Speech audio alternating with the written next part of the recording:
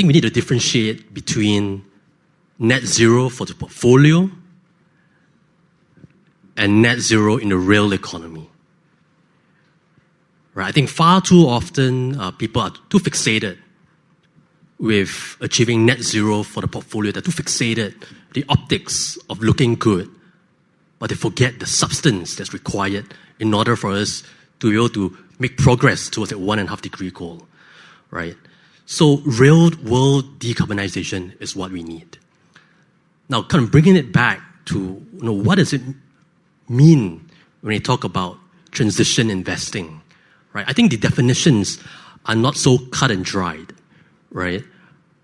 From our perspective, we believe it is important that we take a comprehensive and holistic approach to the transition, right? That means taking in consideration the different nuances across regions, across countries, across industries and sectors, and it's also considering other factors beyond just the environment.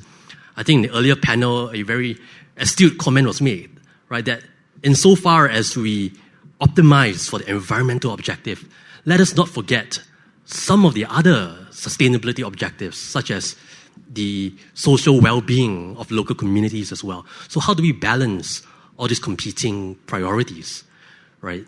So I think having that comprehensive, holistic approach is absolutely key. Certainly, the frameworks and standards that have been spearheaded and established in a developed world is a good starting point. They're a good starting point.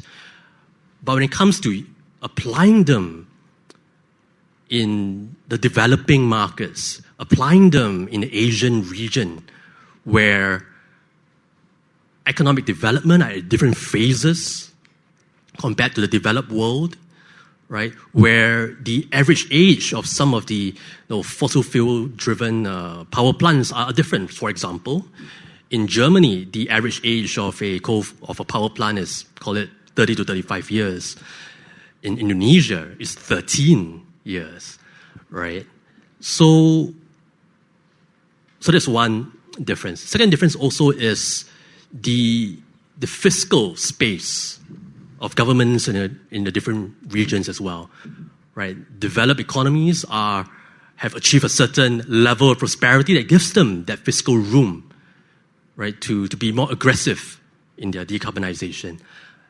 But I think in the emerging markets in the developing world, there is a need to corral additional sources of capital because the fiscal resources are not as ample as that of the developed nations. So some of the concepts that Jackie touched on, blended finance, for instance, absolutely critical in trying to facilitate the successful transition in our part of the world. But I think it's quite key, as I mentioned at the start, is that a lot of these frameworks, a lot of these taxonomies in transition finance is still evolving as we speak. And we need to continue evolving them. But again, don't let perfection be the enemy of progress.